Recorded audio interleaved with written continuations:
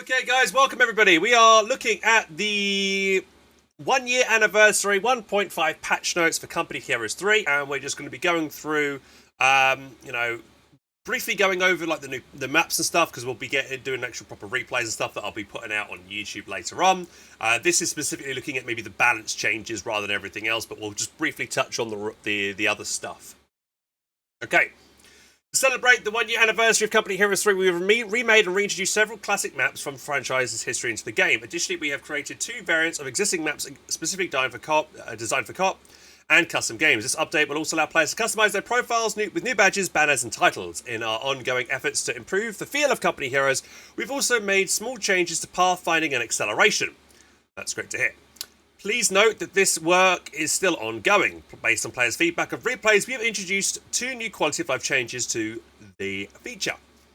From the perspective of multiplayer balance, our primary objective is to enhance the strategic diversity of the British forces. Notable adjustments include significant improvements to underused units like the Humber and the Grant, aimed at boosting their effectiveness. Core upgrades such as the Bren Gun and Team Weapon Light Vehicle training have also been refined to enhance the performance of essential army units. Additionally, we're reshaping 2 battle groups to bolster their overall viability.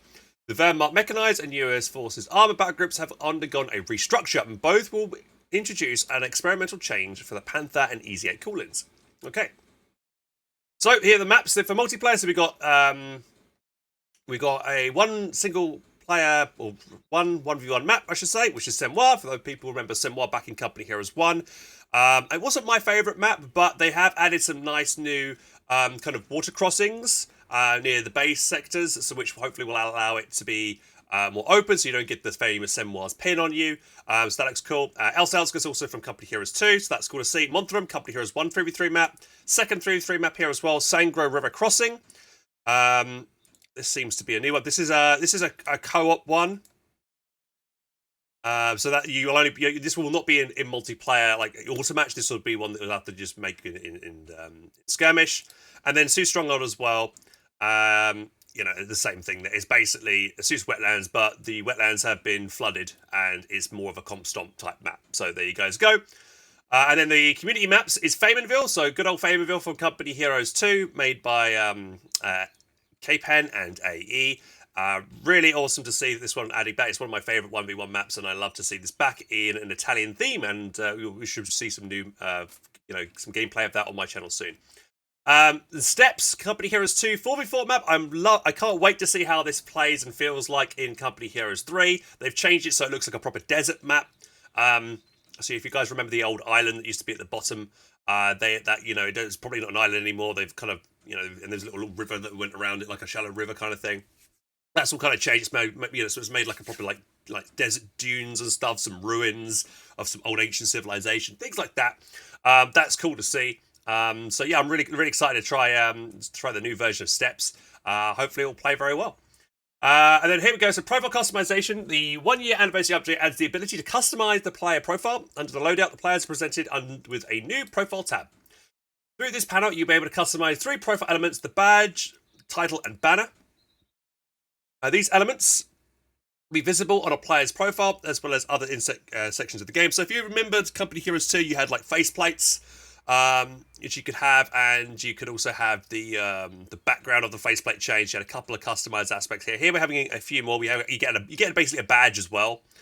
And though it does seem like, let's see here. Let's read a little bit more. So for banners, art is due inspiration for the official trailer, taking scenes and applying unique backgrounds of weathering elements. For titles, we added three main themes: unit names, military ranks, and humorous references.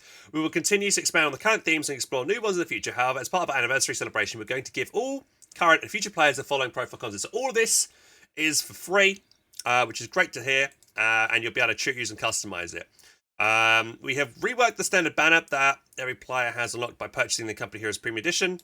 And you get exclusive special banners will still be available on profile menu if you unlock them. As a final note, this is our first iteration for our profile customization, and we'll be looking at further improvements and additions for this feature in the future. It appears, though, that all of these, nothing here mentions about if you'll be able to earn these badges, these titles, and banners through playing the game, in the sense that if you complete a challenge, you get awarded them, or is it only you can buy them through merit, or you have to use real currency, your paid currency to buy them? You know, that remains to be seen. You know, I would like there to be maybe a mix of that in terms of, like, you know, you're about to buy stuff with merit. I think everything should be, you should be able to buy with merit. I mean, yeah, you know, allow paid ones with the premium currency as well, but also allow the option for people to buy them with through playing with merit. But also only have ones only available for people who achieve remarkable feats in the game. Let's say you can make top 10 rank in 1v1, you get yourself a really cool banner. That would make me, and I imagine a lot of other people, try really hard to actually get that, because it's a cool kind of bragging rights to show something like that off. I feel like that would be a huge missed opportunity if that, you know, thing hasn't done. Maybe it could be something like you've managed to get 50 kills with a tiger tank during a game, and you get a cool tiger banner or something. That is something that I really want to see in Company Heroes in the future. But nothing to mentioning about, you know, if you can earn those banners, titles and badges through kind of challenges and stuff like that. So we're up to some challenges here. 3 new challenges available for Anniversary Week. In addition to the regular daily and weekly challenges, these challenges can only be completed between the 27th and March the 5th, 2024. Complete 5 multiplayer or custom matches on any of the 7 new maps. Complete 5 Italian campaign missions and destroy 50 vehicles. And you've only got about a week to do that. Pretty sure this one's going to be, you know, both the top two. This one and this one's probably going to be easy for me to do, but I haven't really played it. I'm being forced to play the campaign kind of sucks if you only want to play multiplayer. Guess I'm going to finally get around to playing some more of the Italian campaign missions then, just so I can get some of this extra merit stuff. So I don't know if I could be bothered, to be honest, but we'll see. Hey, man. Happy patch day. Right. I am also updating Company Heroes right now, and it should hopefully be ready to go, and we'll be able to check out the game as soon as I'm done with reading the patch notes. So, gameplay and feature improvement. Adjusted audio in multiple maps. Adjusted heavy cover. Bridges will no longer appear as icons on the minimap. Thank you very much for the follow, Honey. I should say Honey. Updated cover, okay, on trenches, so a couple of map, you know, updates and things. Pathfinding, so this is interesting. We'll continue to work on pathfinding improvements, and we'll be releasing changes as they are ready. With this update, we wanted to address vehicle reversing. When issuing forward movements, we want vehicles to follow a path with small directions, deviation, speed curve. They do not lose speed. This means that our path searching algorithm doesn't follow the shortest path. However, for reverse movement, precision and direct movement is often more important to get out of harm's way quicker. As such, for reverse movements, our path searching algorithm will try to stick to the shortest path when possible. Vehicles will now fire tighter paths when forced reversing. That's great to see, because I do recall having issues when trying to reverse my vehicle. They would take the, you know, a certain way out, you know, maybe the longer way to get there, but maybe not the shortest, the quickest way. And so this is a nice change, and we'll see. Hopefully, when I'm playing it, I'll see if I can really notice this change. And there's going to be more improvements with 1.6. And then some changes to replays. We're happy to see that players have responded positively to CoH3's implementation of the replay feature, and we have been reviewing your feedback as we work to continue to improve it. We are happy to announce 2 new features coming to replays, along with various bug fixes that should make the experience more consistent and enjoyable. Playback panel can now be faded out when in collapse and high play elements mode through a dedicated option in the game setting. This feature works similarly to the cinematic mode. Okay, cool. A new reveal map all players option has been introduced in the playback panel. This is a very popular feature in other strategy titles, as it reveals the vision of all players while retaining the fog of war. This is fantastic. That is something new that I don't think we've ever seen in Company Heroes before. So having this is a nice new improvement. Yeah, that's great, because normally in CoH3 you'd only be able to see one person's fog of war vision experience, you know, and their true sight. But now we'll be able to see both. So this is cool to see. So you'll know when people finally see each other, kind of thing. And at the beginning of the patch, they're still confident. I don't know, Doggy. We'll see. We'll see when we get to the multiplayer balance. Our recent acceleration changes to vehicles were meant to improve the responsiveness of game. We think controlling vehicles ends up feeling snappier. It was slightly overtuned, making it difficult to land snares on them. We're now having them valued as a middle ground, which should alleviate these issues, but still ensure vehicles feel snappy with realistic acceleration. Slope of speed. Okay, it's gone down by half. Start speed. Also gone down by half. These percentages are the vehicle's maximum speed time before the vehicle accelerator kicks in. Okay. Well, I guess we'll have to see if it feels, if it just feels better. Right. Multiplayer balance. Here we go. Recent fixes to strafing runs, anti-infantry strafing runs, and how they apply results in these abilities doing less damage than intended for anti-infantry strafes. So the following changes bring them back up to their previous power level. So they've been almost double in the amount of damage increased. That's very good. Like, for instance, I know the Luftwaffe strafing run is crap. So hopefully this will now make it fairly decent. So it's actually worth going for. So that's nice to see. Call-ins. We're now trying a new experimental change in the beloved world of call-ins. The Wehrmacht Mechanized Panther and the US Armored EZ-8.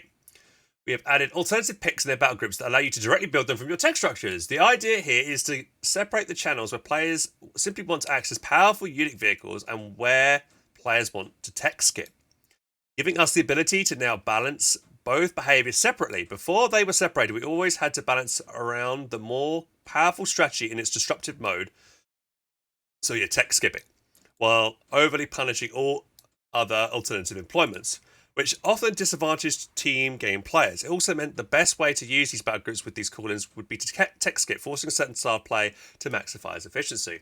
We want these units and abilities to be interesting and accessible to as many playstyles and modes as possible. So the intent here is that by separating them into exclusive options with different costs, we can achieve proper balance in a variety of scenarios. I think this is an interesting approach, and if it works, then yeah, it'd be great.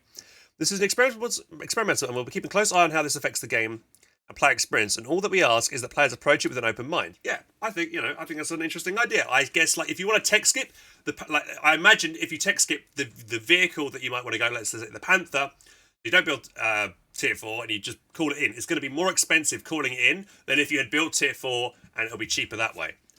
So yeah, I guess that could be interesting to see how that works. Yeah, cool.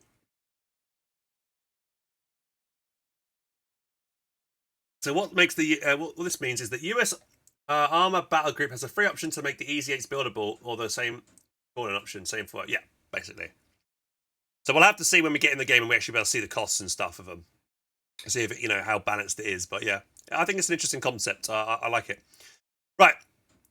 Faction balance. So on to the US forces. Right. So I'm expecting here to be nerfs to demolition charges. And things like that for Americans, and maybe like Rangers going them up to 2 CPs or something. Let's see what's been done here. And a few changes to be made to this patch to US forces to improve the viability of Air Support Center, slightly nerf the Chaffee, and adjust the strength of the unback, which is taken over as a dominant strategy in certain modes and skill brackets. So the 4x4 Scout command has been increased by 20 more seconds. Air supply was decreased. It's a bit cheaper. American Air Support Center P-47 strafing run damage has been doubled. Delay, the second plane is decreased from 4 to 3, so it comes a little bit faster, and has been reduced in cost as well. With anti-air in a better state, we're reintroducing some power to the Air Support Center strafes, giving US forces more punch with the possibility of counterplay. Okay. I still feel like, this kind of strafing run, well, I don't know, we'll see. I always feel like it's kind of crazy that Americans just can choose any kind of like battle group, and then also have like airborne as well, in the sense of the Air Support Center for like off maps. That gives them such great utility to be basically, it gives them like 2 battle groups kind of thing, which I think is kind of crazy. I think I'm always, because everybody was spamming Air Support Center because it's overpowered, and I think people might start spamming it again if it's also going to be very strong. Like I don't want to see MGs like MG42s instantly getting one-shotted by strafing runs, because that might happen. That would suck. At least they're not loiters, yeah. Grasshopper Recon Run. Well, we've reworked the way the Air Support Recon works, giving it vision at all levels and reversing the high-level, low-level planes. Before, the trade-offs were not intuitive and can often be detrimental to the player, so we're simplifying this so that the upgraded version is strictly a better version of the non-upgraded Recon Run.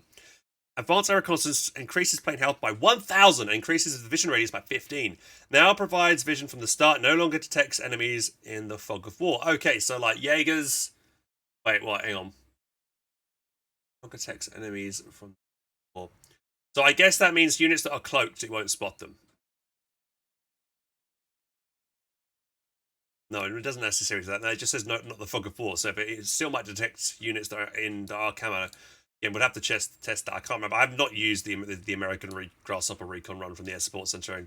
I don't think I've actually ever used it personally, but yeah, we'll have to test that out. You can see over the fog of war, but it doesn't show the icons. Gotcha, right. No, before was vision. Before was no vision only. It detects it now, and it has vision. What the upgrade was for. Right, gotcha. So the Sherman, standard Sherman, high explosive rounds, has been decreased by 15 munitions. I still don't know why they just don't do Shermans like they did in CoH3, where you could just switch to HE and then AP. I kind of like that mechanic. I'm not sure why that ever got changed, but okay. M4 105 Bulldozer. Bulldozer now properly takes reduced damage from mines by 50% and will not take mine criticals while active. Speed penalty increased to 40% when the Dozer blade is active. Wow. German Dozer no longer starts with its Dozer blade deployed. Okay, well, that's interesting. So it's kind of like, it feels like Dozer's more of a, like, you need the crab flail back, man, because that was actually a proper minesweeper. The Bulldozer's just clearing obstacles and stuff, so they've kind of made it kind of like a minesweeper type thing, and it's not really a minesweeper, which I don't really agree with. I just want them to bring back the crab flail from Company Heroes 1. Might give that an upgrade to just Shermans. That was a really cool upgrade and sick to use. But okay, they've decided to do that with the Bulldozer. Interesting. I guess you'll see like Bulldozer maybe like push forward, lead the charge kind of thing, and then once the player is satisfied that the mines are cleared, they just charge him with the rest of their tanks behind the Bulldozer now to clear up, clearing mines. So the Scott vertical tracking speed increase from 15 to 35. I feel like that might buff it up a bit, so it's so much easier to target and shoot things. The Chaffee, target size increased from 16 to 80. We've noted the power of the Chaffee in certain modes and matchups, and we're currently going after some of the enablers you saw on background that make employing these units so strategically powerful. However, we're toning down the Chaffee slightly by making hard anti-tank options more effective against them by increasing their target size. So by increasing the target size from 16 to 18, pack guns, things like that will be much more likely to hit them. So will Shreks because they're bigger. So that's it, though. I would expect it to. I think what they might be doing is buffing up the armor of certain things as well to make it so the Chaffee can't pen. But I need to double check. We've got to read further down here. But that's the Chaffee is too good for its cost, really. So the 105, the barrage range has been increased by 250 to 300. Wind up time is 0 now. It fires very quickly. So this is from the advanced infantry, I think. Isn't it? I think it is. I'm surprised they've not just increased the health of it, because it gets really easily killed by a tractor off maps. So yeah, I need to. Yeah, the Ranger Battle Group is the only. Yeah, exactly. That's what I'm thinking. But I'm surprised there's not been any mention here about a health increase for it, since it could get literally two-shotted by 2 tractor shots on it, and you can't do anything about it, and it sucks, and it's a quite expensive unit. So yeah, I would have expected its health to go up by just a little bit, at least, to the bare minimum. So I'm surprised about that. US forces, strafing runs converted to a loiter that lasts for 60 seconds. Munition cost been up by 10 munitions. Only targets infantry deals damage and suppression. Okay.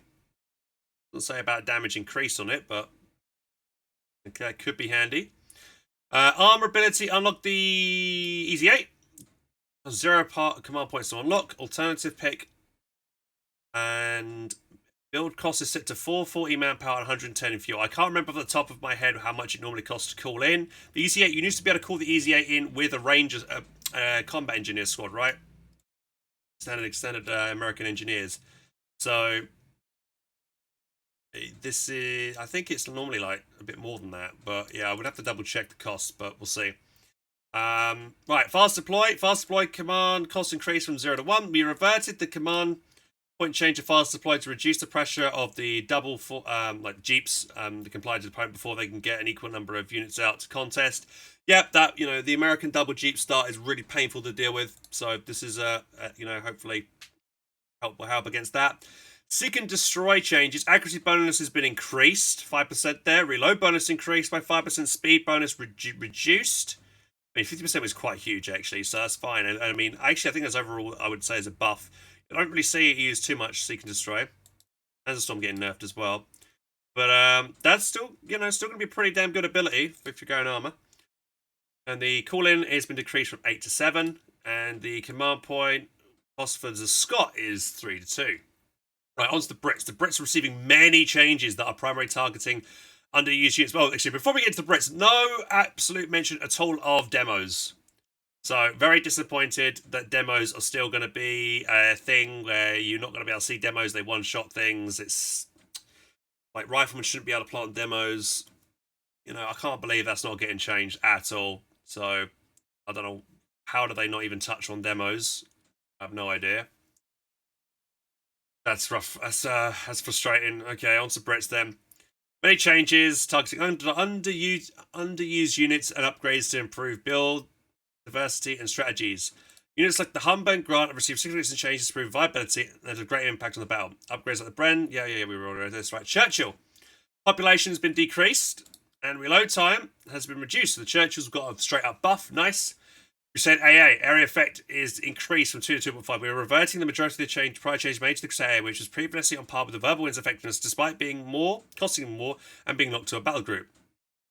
Okay, so I remember the Crusade, was really good, and then it got nerfed, and now it's been reverted back to what it used to be. So it's still going to be, it should be pretty damn good there, which is nice. The AA truck, the 20mm AA version cost has been decreased by 50 munitions. Okay, that's all right. The Dingo, we want to keep the unique aspect of the Dingo being a combat scout vehicle, meaning its main changes are focused on weapon responsiveness with increased firepower. We have slightly increased the cost of the Dingo due to its potency against early game threats. With Royal Engineers having increased capture rates, this allows British to take map control while Dingo keeps the enemy on the defensive. Its accuracy have straight increased there. Fire aim time decreased. It'll be able to, shoot faster, which is good, which means it'll be better chasing down squads and stuff as well, hopefully. Firing cone has been increased again, so it'll be much easier to chase enemy units. Front and side armor decreased by just a little nerf there, but health has gone up to account for that. Manpower cost has gone up just a little bit by only 15 manpower. Moving cooldown multiplier has changed from 0.5 to 1. So that is, I think it's a bit of a nerf, right? This cooldown is a bit longer. Ready aim time decreased, so that's good. Again, that'll help it, start shooting faster. Weapon horizontal traverse speed is again got much faster. Weapon no longer begins to reface when no targets are required. It will now reset to its default position after 4 seconds. Okay, interesting. Definitely want to see, hopefully the Dingo might actually be pretty decent now. It's actually gone up by a considerable amount, so it'd be nice to try out. Foot guards, the health's gone up by only 5, and their accuracy has been increased. Foot guards are receiving some minor improvements to increase their survivability and damage. The better reflects their status as elite endgame infantry, so they just got straight buffs there. The Humber, right? I'm curious to see what they've done with the Humber. The Humber is gaining significant improvements to make it cheap. Effective anti-infantry scout vehicle that can better resist autocannons, allowing it to engage units like the flat Verveling half-track. The Humber will remain fragile to anti-tank weapons, but will have increased vision and speed to escape threats. We have also raised the accuracy of the Humber to be reliable against all infantry units. Previously, the Humber's accuracy depended on the current squad size, despite not being geared to engage mass infantry formations. Accuracy has been massively increased. Area effect is much bigger as well, so better against hitting more clumped up units. Armor has been increased as well. Fuel cost decreased. It's cheaper as well. Incremental accuracy removed. Mark area now provides vision around the flare, but does not see through sight blockers. Okay, that's good. Mark area now displays the aura effect around it. Brilliant. Sight is increased as well, so it can see more. So again, helps it with spotting for yourself. And speed's gone up a bit as well. Okay, so some pretty much all around, pretty much buffs there to the Humber. I'm going to be looking forward to using the Humber, actually. Yeah, the Humber might be... Yeah, we'll probably see a lot more Humbers going around, which is cool. So happy to see the changes to a really underutilized unit at the moment. Infantry sections. We're increasing the power of infantry sections when they are armed with Bren guns. Yeah, I always thought you only had one Bren gun, and it doesn't seem like worth going for the Bren gun, since if you go for the Recce package, you get the free flare, and if you go for the AT squad, well, you've got, you get into AT rifles, so you can deal with armor. Bren gun didn't really seem like, you only gained one Bren gun for it, so it didn't seem like that much of a bonus. The Bren guns are the primary combat upgrade for infantry sections that allow them to scale into late game, providing significant damage boost over all other upgrades the cost of utility. The build time has been decreased. Just in general for infantry sections, reinforcement time for all models standardized 4.5. Brent gun cost has gone down by 10 munitions, but the accuracy of it has been significantly increased. Its cooldown's been decreased. Again, it's only the one gun, but this definitely makes it more appealing to try to go for a brand new gun later on, which is nice to see. So, is it still worth going for it when I would still might want to prefer, just because I prefer the utility on the infantry sections personally, and then if I want more firepower, I'd normally rely on my vehicles. Yeah, or I would go guards instead, to be honest. So yeah, I don't know if it's still worth it, but I guess we'll see. Light vehicle training. Light vehicle training has been adjusted to provide significant experiences and bonuses to light vehicles, allowing them to reach veterancy sooner, while the bonuses improve their hit reliability and mobility bonuses. Bonus accuracy 15%, 25% acceleration rotation rate, increased vehicle veterancy gain from 800 to 1,200. Okay, so I can see maybe going double Humber light vehicle training could be, up in the cards there. Maybe go Dingo into Humber, maybe a couple of Humbers or something like that, and win the game early. Who knows? That could be interesting to see. Right, onto the Grunt. We want the M3 Grunt to be an advanced medium tank that is worth its unlock cost, and it makes it stand out from other vehicles in the game. Changes are meant to focus the Grunt's role as a vehicle that excels in frontal assaults, challenging most units head-on with its improved durability and high firepower. The Turret 37 weapon has been reworked to be more focused on defeating light vehicles that occasionally penetrates tanks at a distance. Its anti-infantry performance is now like the main gun of a Stuart. Okay. So the 37 weapon, that's its top gun, right? It's not its it's the top one, isn't it? Right. So it basically acts like a Stuart, which the Stuart is actually pretty crap, to be honest. Main gun against infantry. So this is, I would say maybe this might be a nerf to it. Potentially, I guess we'll have to see. Area effect decreased. Yeah, so it's not going to have, it'd be as good against blobs and stuff with that main gun, that top gun. Model limit damage increased from 3 to 2. Okay. Penetration increased. Well, its pen's gone up by a lot, so it'd be much better to penetrate armor. Okay, so that's a buff. Reload time has been decreased slightly. The 75 penetration has been increased at medium range and long range. Same amount of penetration close range, I believe. But much better long range. Distance scatter, 15 to 3.5. Health has increased by... Oh, it increased the health by a significant amount. That's quite huge, actually. That's a big health increase. Scatter change from 7.5 to 5.5. Okay, so the Grant, I would say overall, was pretty nice buffs there. Be interesting to see how it performs. But yeah, with those extra penetrations, then yeah, it might go and get a couple of them later on. Might be worth going against if you're up against Tigers. And I thought they were really not too bad against things like a Tiger or like Panthers and stuff, or Panzer IVs. This will just make them better at it, especially longer range engagements. Why can't they just replace the word change from to decrease from? But yeah, I know, Vaki. I mean, they could definitely word these patch notes better. It's, Right, the Stuart. Tread shot now always causes a speed debuff of 80% speed and 40% rotation for 5 seconds. Effects no longer change on distance. Given how quickly vehicles can move, having 3 separate effects for the tread shot depending on the range was difficult for players to gauge what the effect they would get. We're now reducing it to a single effect, allowing the students' veterancy ability to always impact any vehicle in a major way. So this is kind of like, I would say, maybe like the AEC's ability, I think, in CoH2, which you could use like a tread shot kind of thing, I think, if I remember right, and it would slow down your enemy vehicle. It's pretty much, it feels like almost a copy of that ability. So keeping a Stuart alive late game to maybe seriously hamper a really strong Axis vehicle, maybe like the Tiger, could be clutch if you use that tread shot. So we'll see. Requisition. How long does that last for as well? Does it say how many seconds? It's only for 5 seconds, but that could be enough, for you to get the snares off and slow it down permanently. So the 17-pounder has been made cheaper, considerably cheaper for the unlock. That's quite nice. Royal Engineers. Royal Engineers are having the capture speed increased to help diversify the British early game by granting them better map control early on at the cost of long-term scaling. And they've increased their health by 10. Okay, well, I already thought Royal Engineers early game were one of the best units.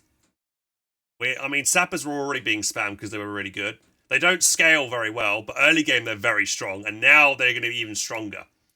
So I'm gonna see. Yeah, we're gonna see. People aren't gonna make infantry sections. People are just gonna make sappers, humbers, maybe an anti-tank gun or whatever if they need some proper AT, and they'll just win up the way like that. And I think, yeah, I don't know why they increased the health. Just increase the cap speed, man. I don't know why you would buff them like their health wise. They're already pretty good. Like cap speed maybe it's fine, but health,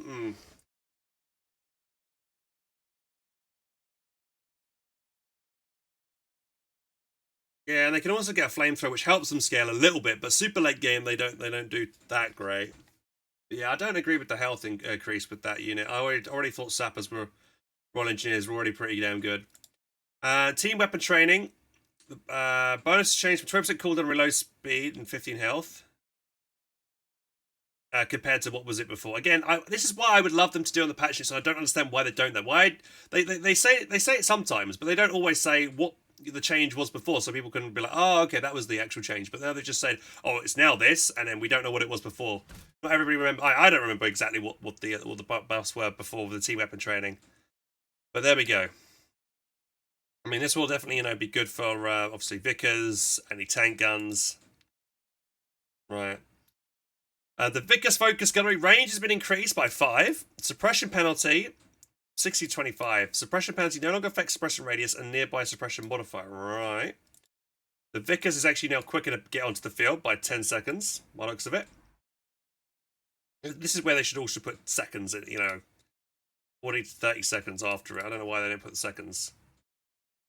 British Forces battle groups. So heavy armor engineered detachments now competes with veteran vehicle crews. Light vehicle withdrawal, move to the location of engineered detachments. Radio net position swap with light vehicle. Okay, why have they done this? With the light vehicle withdrawal always being available and the improved performance of British light vehicles, we are reinstating the munition cost ability to this ability to limit how fast units can be traded in the early game where there are multiple units competing for munitions. Alright, okay. Right, on to the DAC. The DAC is now receiving some changes to reduce the impact of their shock vehicle timings, specifically anti-infantry power of the L640s and limiting the mobility of the Flat Verveling.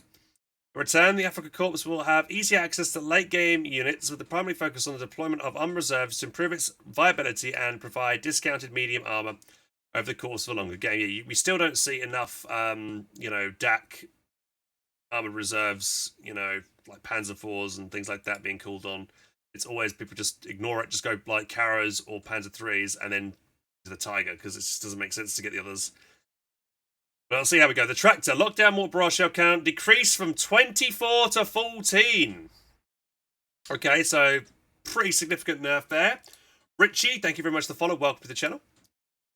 The 250 light carrier. So the frontal armor has been decreased from 7 to 5.5. Also applies to the mortar variant. And the autocannon has not been changed. That's still strong as is. But this is going to make it squishier, much more small arms, the dingo, jeeps, weasels, all things like that should be able to have a better time penetrating and damaging it. So the 250 is going to be a lot squishier, which is yeah, that might be okay. Don't know. I mean, it already had a little bit of a nerf, but we'll see. I think this might be too much of an armor nerf. Maybe we'll see. Armor reserves. The cost of non-Tiger coolants has been reduced. Afrika Korps players already pay a significant number of resources to unlock units that have earlier timings in other armies that already exist in the Panzer Army command. So the Karos has been corrected. So it slightly reduced their fire accuracy. And the model damage has been decreased. So Karos, slight nerf to the Karos. Yeah, so they're not going to be as good against damaging maybe clumps of infantry like they were. 3-2, but not a huge nerf to the Caro.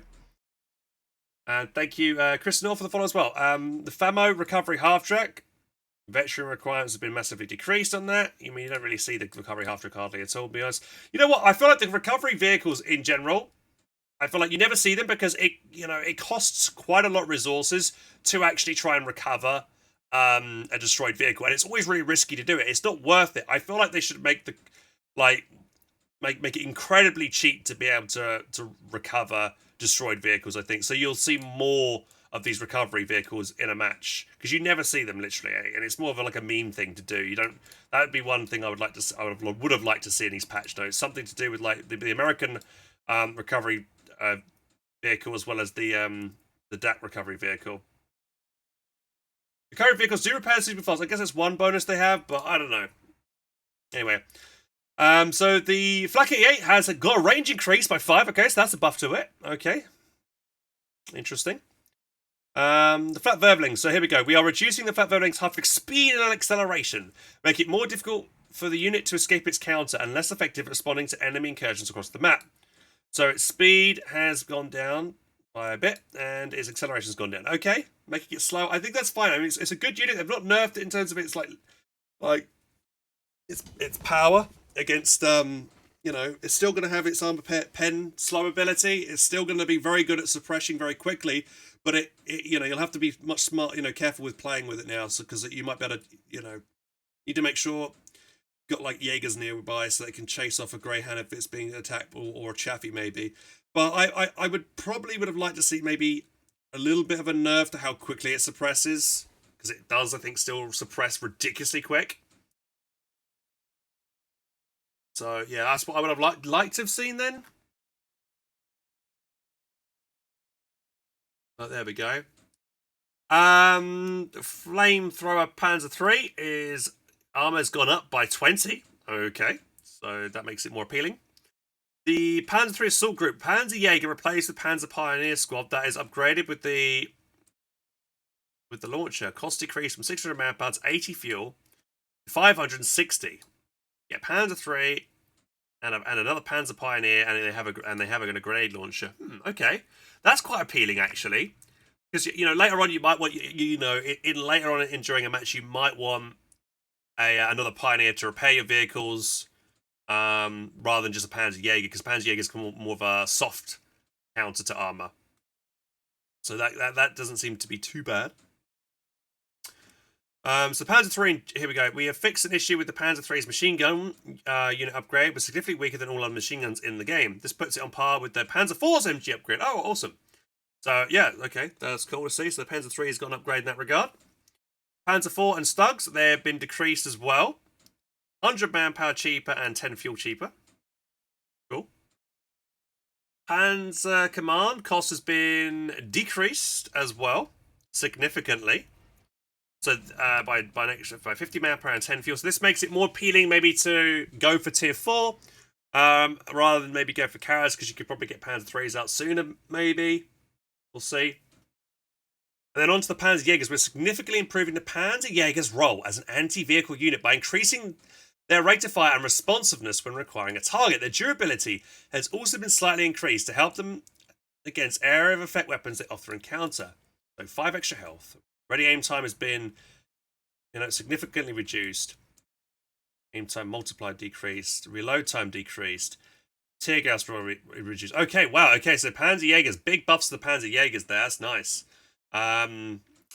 So this is interesting. I think this will make it so when DAC versus Brits now, we'll probably see a lot of Humbers, but we'll also probably see maybe double your Panzer Jaegers, I would imagine, to come out to try and counter it, and they might be pretty decent against it. So we'll see how Panzer Jaegers fight the Humber. I think that's what we're going to see when we see Panzer Jaeger Humber meta, is what I'm expecting to see here. So the Semavente. Heat shells now slower vehicle speed by 80% and rotation by 40% for 5 seconds. Ooh, that's cool. You never really see the Semavente, because it's like, why would I go for a Semavente when I can go for Armada? Kind of thing. Semavente is slower than Armada. But now it gives it more of a role, and it, it's heat, that's pretty nice. So, Semavente, that could be good, really good actually. Get the Semavente out. It's also, you get it really early as well. Combine it with a Panzer Jaeger squad. Yeah, I can see the Semavente really working now. You get, that's pretty sick. Heat shells will now force the Semavente to keep tracking its target if the unit has exits arc of fire while the ability is active, but no shells fired. Okay. The Stug D's vertical tracking speed has been increased. Okay, so that should be good for the Stug D. A little buff to the Stug D. So then on to the Italian infantry. So the L6s. What's been changed? The strong meta of the L6s. L640 is receiving a major adjustment that greatly reduces the anti-infantry performance when used without the flamethrower. Oh, wow. This makes the standard L6 rushes less likely to immediately end the game and more geared to countering early light vehicles used in pairs. We have chosen to go this route as the Africa Corps has already many anti-infantry light vehicles that can pursue on the opponent. And we want to keep the synergy with the Gustatory also being available from the same part of the unlock tree who are strong anti-infantry units. Area effects, so they're just reducing it. Yeah. Why would I buy them anymore now? L6 reduce combat cost. They made them slightly. Oh no, they've increased their fuel by 15. The speed's gone down as well. So, not only do they now cost more fuel, they've nerfed them so they're not going to be as good as against infantry, and I have to get the flamethrower upgrade, which limits their range capability. I'm not just going to make them anymore. Like, what's the point of making them? Right? You want them to be a nice little harassment vehicles that are squishy but can do quite well. Like, this is just like I think no one's going to make him anymore. It's just going to be completely useless. Right?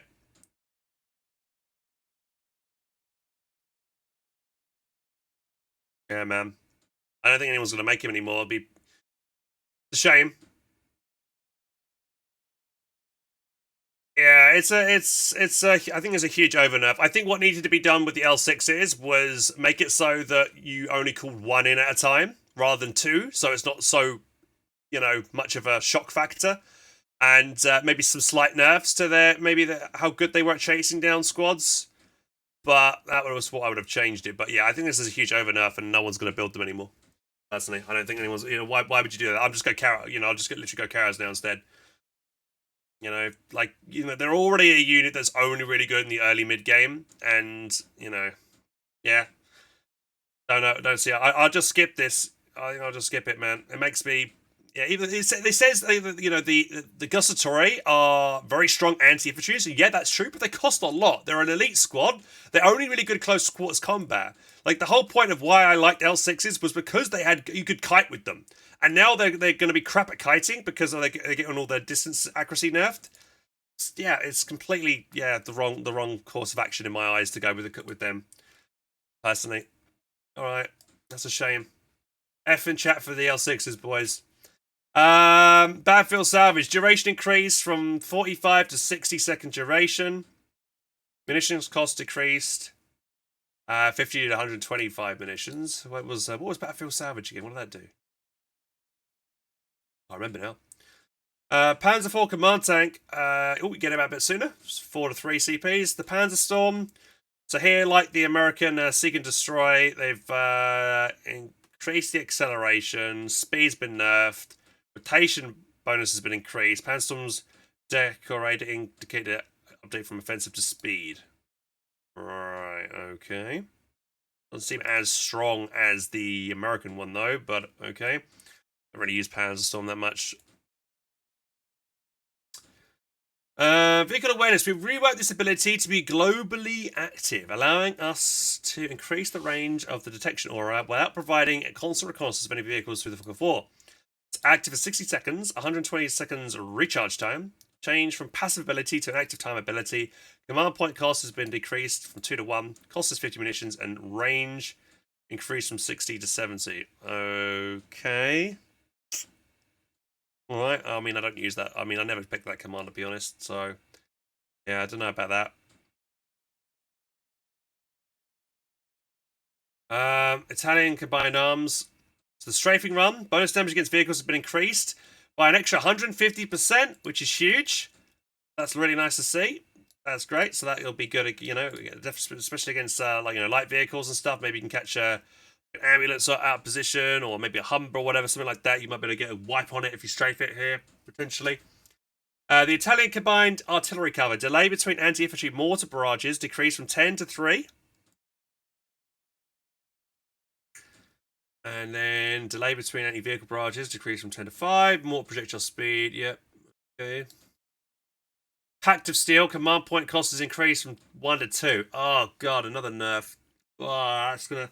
Pact of Steel is such a nice one. That's one of my favorite things to go for because it makes all my light vehicles cheaper. This is gonna make it.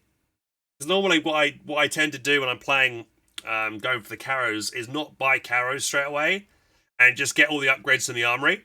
Like especially when I'm playing team games, I get all the upgrades first because if I start buying Caros, they'll be going to be more expensive, and then I'll wait until I get Pact of Steel before building the Caros.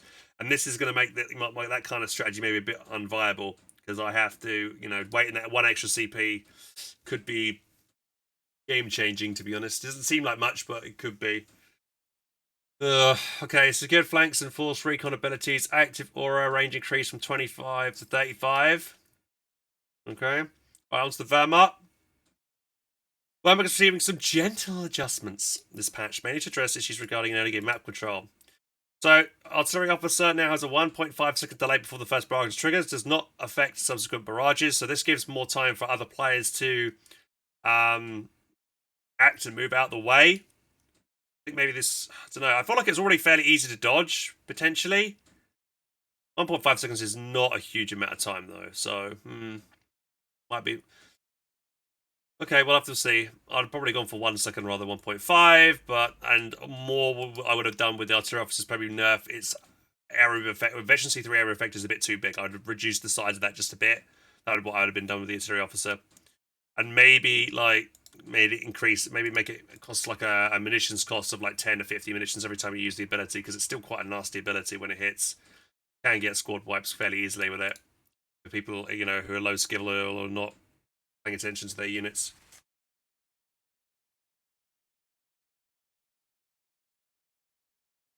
This is more for team weapons. Yeah, maybe give a chance for team weapons to retreat. I think that's kind of important, actually, yeah. Because the team weapons, if it drops on a team weapon, you can't run away before the first barrage hits you. So maybe that's to help with that a little bit. The Wirbelwind has been in cost, fuel across at least to 50 to 60, so it's now going to cost 10 fuel more than a Chaffee.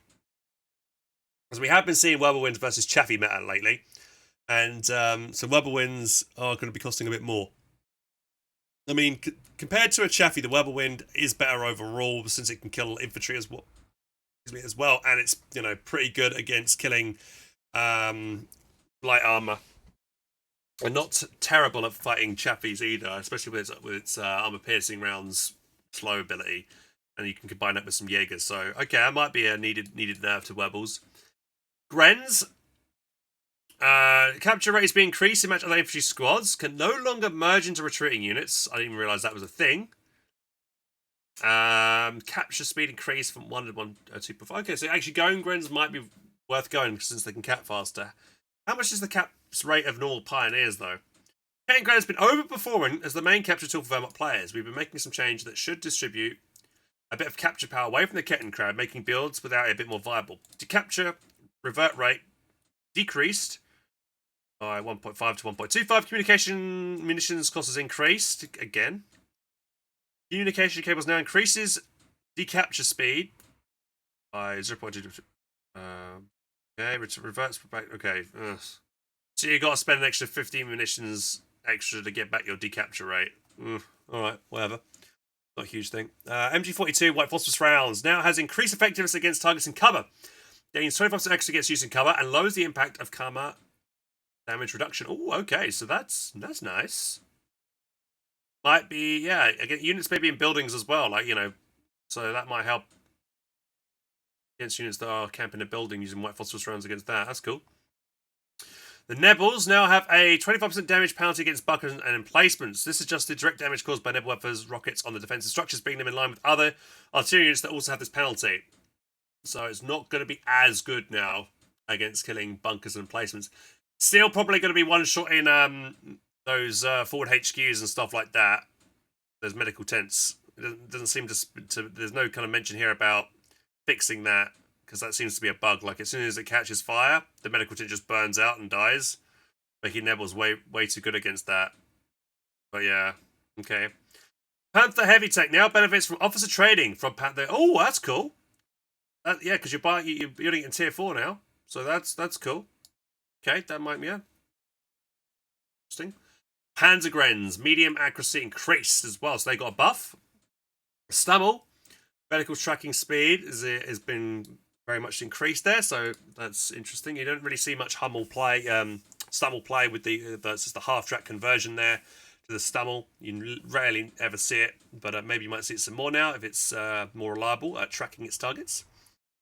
The Wehrmacht battle groups, the mechanized mobile repair stations replaces fuel sieges. 251 half tracks and its variants, and the 221 scout car can automatically repair nearby vehicles. Ooh, in a 25-meter aura and with a repair speed of 5.5 health per second when stationary and out of combat. The Panther Stug 3 assault group and 8 rad command points have all been decreased by 1 as well. Raid package command point cost has been increased from 1 to 2, and zeroing out mechanized assault swap with soft strip and ambush package of west locations. The final row. I think we get the west battle a bit sooner as well. I think here. This is cool. This is going to really buff up this commander a bit, and that's nice as well that you can get you get a mobile repair station, which is pretty cool. Really cool. Definitely going to help a lot in team games as well. I think that's cool. 25, yeah, that's you might just build like a cheap 221 or something, or a cheap half track late game just to have the repair. I mean, I like getting a normal Wehrmacht half track now and vetting it up to vet 1 just to lay Regals, because Regals are really strong. However, Regals, I normally like doing that when I have the Italian Coastal Reserves, because it's 35% cheaper. So Regals, if I do this with this commander, there's still going to be 50 munitions, but I mean, gives it more utility to half track. And it's all its variants as well, which is cool. So that it could be a medical half track to heal and reinforce your infantry, and repairs vehicles as well. So some really good utility with that. And it makes sense as well because it's mechanized, and it's cool. I like that. I like that change. That's interesting. New ability: unlock Panther heavy tank production, costs 0 command points. Alternative pick to the standard heavy tank cooling that allows Panther to be built. In tier 4, cooling and buildable costs are the same. Oh. Cooling and buildable costs are the same. So what's the, why would I... Huh? Why would I build it if I could call it in and it costs the same? Is the only difference there if I call it in, will it not benefit from the Panzer Company upgrade?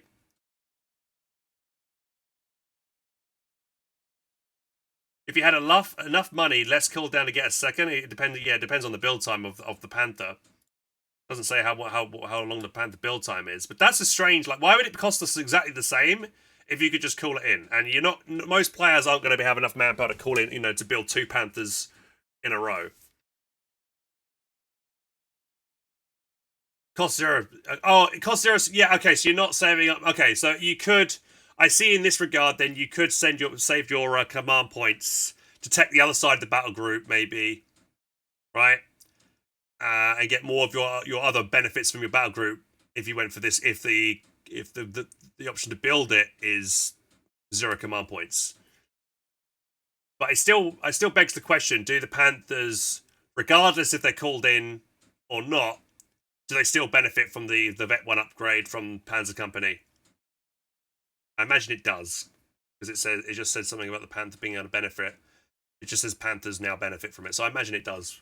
But yeah, okay. Yeah, I might actually play Mechanized a bit. I never play it really because I like my Coastal Reserves and Luftwaffe, but I might actually give the Mechanized a go again here. So Coastal Battle Bulwark command point cost has increased from 2 to 3. Designated defensive line munitions costs from 60 increased from 60 to 75, and the radius has been decreased from 35 to 30. Okay, this is the better. I don't normally use the defensive line pass. I normally go for the command bunker and the anti-tank bunker. But yeah, I do think maybe that's okay of a change. I'm surprised it hasn't. Also, there isn't the bit here about the designated defensive line. If it gets decapped, it should be removed from that point, because I remember playing a game recently when I had designate defensive line on a point. The point was decapped. I then recaptured it, and the defensive line was still applied to that territory, which made no sense. It is removed. Well, I'm pretty sure, and I played a game not too long ago that wasn't the case. The enemy never capped. Yeah, they didn't cap it. They still decapped it, though. I still feel like even if you decap it, I feel like even if the point's decapped, you should probably lose it. I personally think. But yeah. So then it makes it more important, and the player that's pushing in aggressively to try and, deny that buff, should be rewarded for it. You're 100% sure, Runfield? I'm not sure, man. I'm not sure. Maybe he did. I could be wrong there, but yeah, I would need to double check that. We could test it. Right, command bunker cost increased by 10 extra fuel.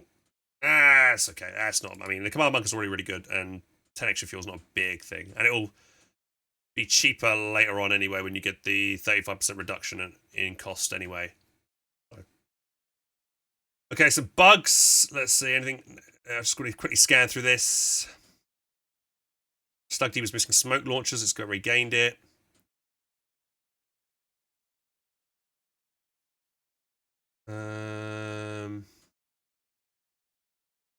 Not seeing anything. I know there's a bug where if you upgrade your Panzer Pioneers with a flamethrower while in the 250, they sometimes don't equip it while in the 250 and chase down squads. I've had that. I don't know if anyone else has noticed that, but that has been a bug that's been happening with me, and I've seen that happen multiple times.